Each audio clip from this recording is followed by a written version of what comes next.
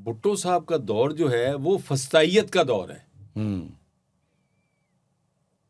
हर गली में, हर कूचे में, हर बाजार में, हर शहर में, हर कस्बे में भुट्टो साहब के जो जालमाना इक़दामात थे उनकी निशानियां आज भी मौजूद हैं। कोई 32 लोगों को सड़कों पे मार दिया भुट्टो साहब ने अपने दौर में, सियासी लोगों को। बहुत से हमारे साथी थे। ख्वाजा साद रफीक के वालिद भी उसके अंदर शामिल, आप कह सकते हैं। हाँ, मुझे पर याद है जब भुट्टो साहब ने टेक ओवर किया वो 20 दिसंबर 1971 था और एयर मार्शल असर खान ने 20 दिसंबर 1972 का जो दिन था उसको अनाउंस किया था यौम स्याह। और जो ख्वाजा रफीक साहब थे जी, शहीद, अल्लाह उनको गरीक़ रहमत करे, वो पाकिस्तान के उन सियासी बंदों में शामिल थे जिन पर अयूब खान ने बगावत का मुकदमा चलाया था, गद्दारी का।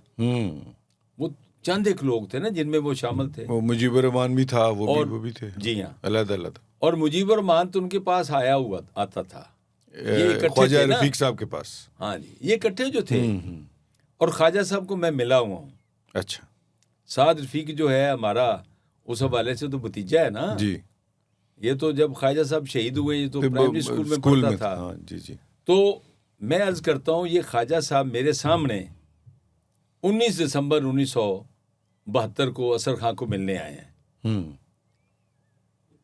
ये एम्बेसडर होटल के सामने कोठी थी तारा मसूद की, बेगम तारा मसूद जी, वो तहरीक इस्तिकलाल की लीडर थी। वहाँ ख्वाजा रफीक आए हैं जी। 19 दिसंबर को मैं वहाँ मौजूद। 20 को ये वाक़या हुआ है। असर खान ने जुलूस निकाला, इनकी पार्टी का नाम था इत्तेहाद पार्टी। ये पीडीपी से अलहदा हो चुके थे। ओके। इन्होंने अपनी पार्टी बनाई थी। लाहौर में इनके 300 से ज़्यादा इनके कारकुन थे। अच्छा। ख्वाजा साहब की ये बड़ी ताकत थी ना। अच्छा, ये बड़े ऑर्गेनाइज थे ये बड़े। और इन्होंने कहा जी हमने शामिल होना है असर खां के साथ।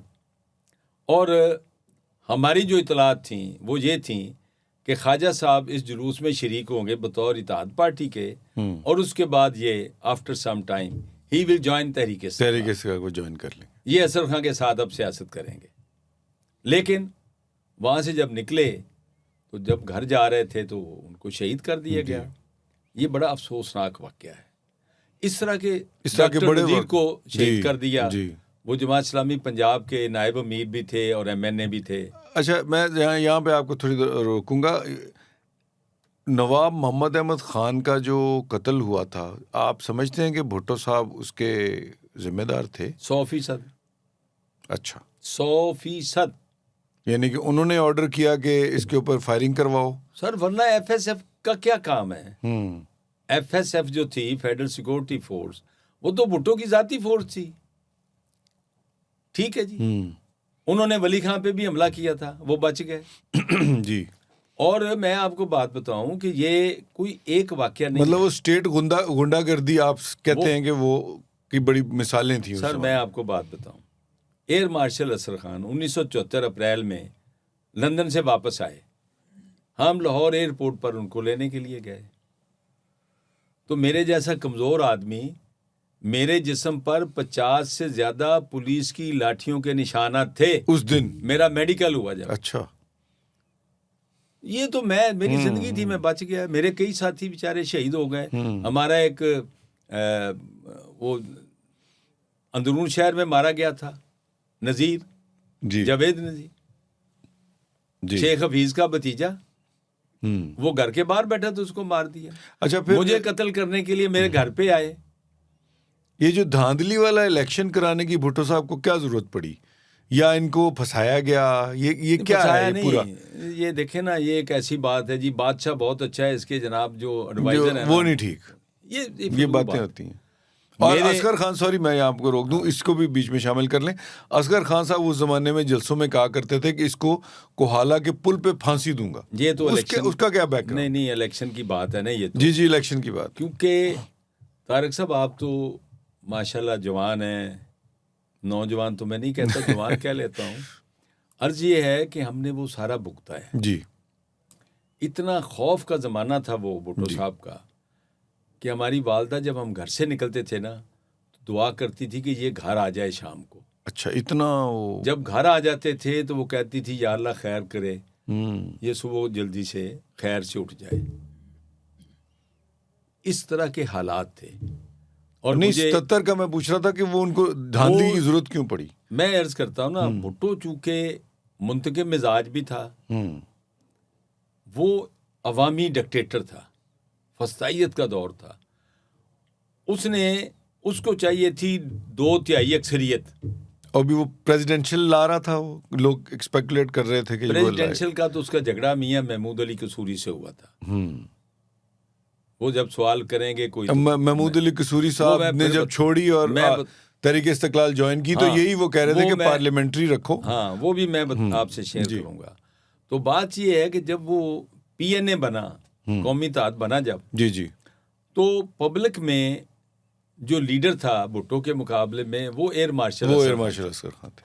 मुफ्ती महमूद एक ऐसे बस समझ लें कि सरबराह थे उसके, लेकिन कोई उनको मानता नहीं था। मानते वो इनको ही समझते थे, वो असगर खान को ही सब लोग मानते थे।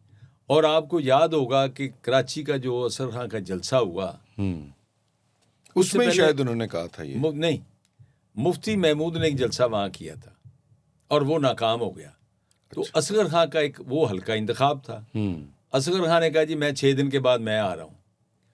आज भी पाकिस्तान की तारीख का सबसे बड़ा जलसा और रैली जो है वो वही है जो असगर खान ने की थी कराची में। ये 77 के इलेक्शन कैंपेन, 77 के इलेक्शन कैंपेन की। तो बात ये है कि असगर खान गए हुए थे कश्मीर में, तो सामने कोहाला का पुल था। अच्छा, ये वहां तकरीर कर रहे थे। अच्छा। अब भुट्टो का जो खौफ था उसका तोड़ना जरूरी था कि लोगों को एक माहौल से, खौफ के माहौल से बाहर निकाला जाए। तो असगर खान ने वो एक कहा कि भुट्टो मैं तुम्हें कोहाला के पुल पर फांसी लगाऊंगा। अच्छा, वो एक सिंबॉलिक, वो सामने जो चीज वो सामने आ गया ना। और मुझे याद है कि मैं उस जलसे में मौजूद था जो फैसलाबाद में था असगर खान का। तो वहां वो रात को कोई 1 बजे तशरीफ लाए।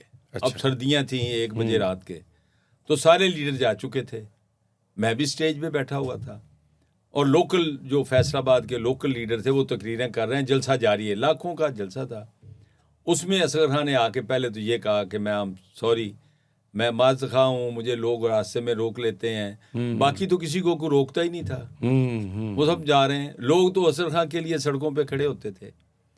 तो उन्होंने कहा कि दूसरी बात, मैं भुट्टो को धोबी घाट में फांसी लगाना चाहता था। अच्छा, वो जो लेकिन मैं वहां कोहाला का क्या बैठा हूँ। कोहाला का क्या बैठा हूँ। तो आप तारक साहब अंदाजा नहीं लगा सकते लोगों के जज्बात का कि लोग नीचे से क्या कह रहे हैं, भुट्टो को फांसी दो। अच्छा, ये नारे लग रहे हैं, ये नारे लग रहे हैं। उसकी वजह ये थी कि उसका जो खौफ था, जो उसका जालिमाना दौर था, लोग उससे निजात चाहते थे जी, और वो निजात दहिंदा समझते थे असगर खान को।